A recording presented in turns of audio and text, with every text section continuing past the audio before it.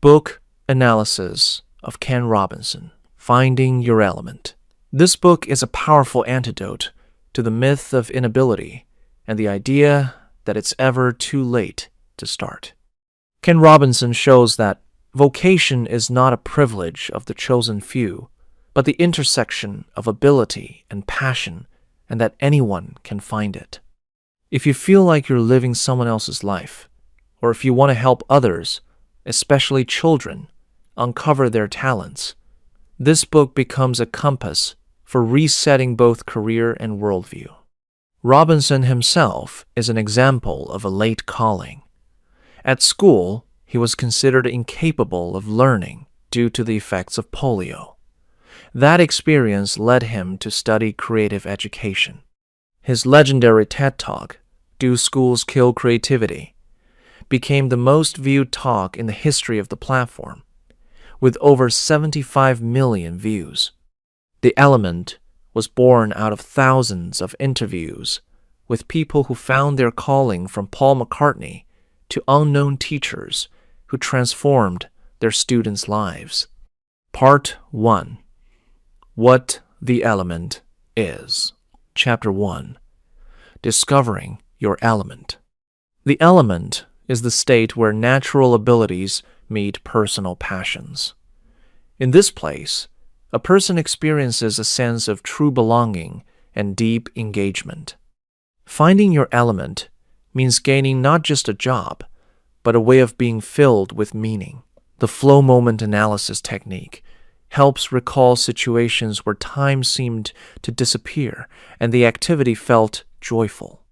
The talent map practice involves identifying what comes easily, what excites you, and where these areas overlap.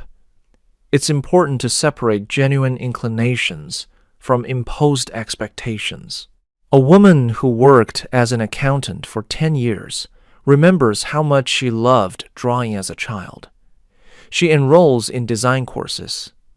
A year later, she opens her own studio, combining financial skills with creativity. Chapter 2. Beyond Imagination. Creativity is not a rare gift, but a natural human capacity. Educational systems often suppress it.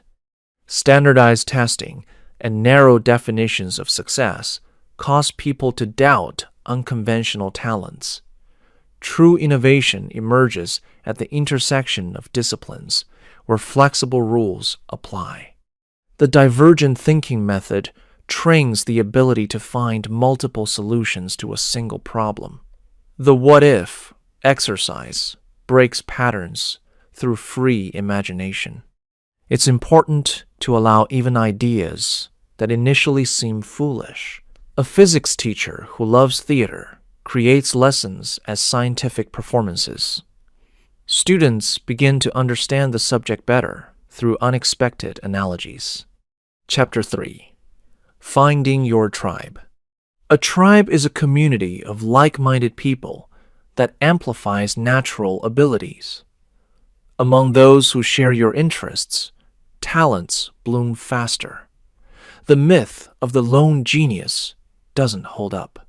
The environment audit technique helps identify which people inspire growth and which ones inhibit it. The conscious networking practice encourages actively seeking communities connected to your interests. It's important to be a participant, not a spectator. An aspiring programmer takes part in hackathons. Within a year, he improves his skills and finds co-founders for a startup. Conclusion to Part 1. The first part of the book reveals the core components of vocation: the overlap of ability and passion, freedom of creative thinking, and the importance of one circle. Discovering the element is a process that requires experimentation and courage. The practices provide a structured approach to the search. The work begins with inner inclinations and continues through environment and mindset. The element rarely lies on the surface. Part 2. Obstacles along the way. Chapter 4. We're all in this together. Social stereotypes and educational systems become barriers on the path to the element. Averaged standards leave unique talents behind. Collective thinking pushes people toward safe scenarios.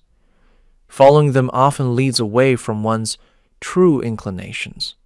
The social label analysis technique helps reveal beliefs that personally hold you back. The alternative education practice encourages seeking knowledge outside traditional systems. Most career rules are conditional. A young woman who dreams of becoming a chef enrolls in medical school under parental pressure. She drops out and starts working as a kitchen assistant. 5 years later, she owns her own restaurant. Chapter 5. What will you do with your element? Discovering talents is only the first step. The real challenge is turning them into a life's work. Fear often keeps people at the hobby level. The gradual transition method suggests combining a main job with developing the element. The personal storytelling exercise helps articulate your value to others. Opportunities appear when perspective changes.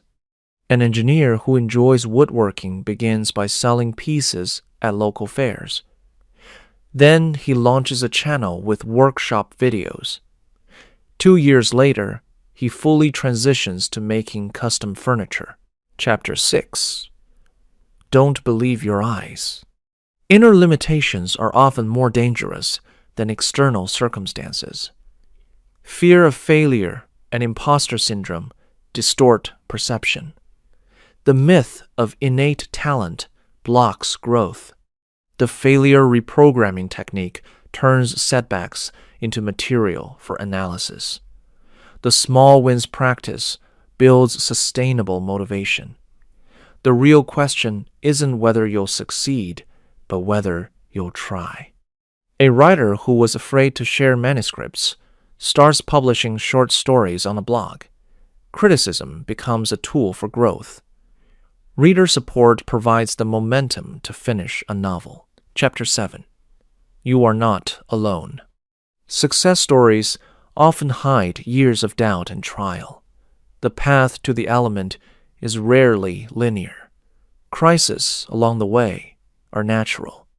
The mental mentorship method involves studying biographies of people who faced similar challenges. Support group practice helps find others at the same stage.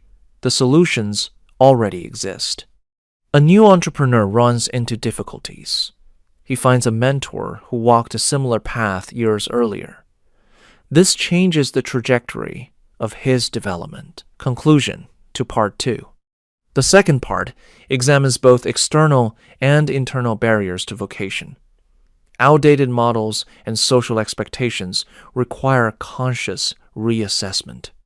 Inner fears are overcome through work with mindset and action. Small victories and role models provide stability. Obstacles are inevitable, but every crisis contains new opportunities. Part 3. How to find your element. Chapter 8. What choice will you make? Life constantly presents choices. Follow the familiar road or look for your own path. Even refusing to choose is still a choice. The alternative weighting technique considers the hidden consequences of decisions. Retrospective analysis helps align your path with inner values. The safest choice often turns out to be the riskiest in the long run. A lawyer leaves legal practice at 40 and opens a dance school. Legal experience helps build the business. Dance fills life with meaning. Chapter 9. This is just the beginning. Finding the element is not an ending, but a starting point. A calling evolves along with the person. Stopping growth is the greatest illusion. The cyclical renewal method involves regularly reassessing skills and interests. The horizontal growth technique expands the element through adjacent fields. Mental flexibility becomes a key resource. An interior designer begins studying the psychology of space. This opens new approaches to working with clients. Professional identity deepens. Conclusion to Part 3. The final part turns the element into a practical philosophy of life. Vocation appears as a process of choice and growth. The techniques help make decisions consciously. The path requires not only the courage to begin, but the ability to continue. Living in your element becomes a dynamic movement filled with challenges and possibilities. This is such a wonderful book.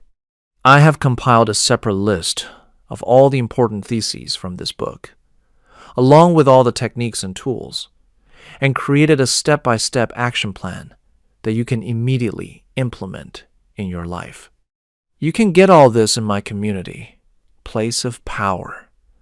There, you will find a detailed text analysis with similar lists for each book being reviewed. The community has already thoroughly analyzed and made available to you hundreds of world bestsellers, with a new analysis released every day. Follow the link in the description and use it.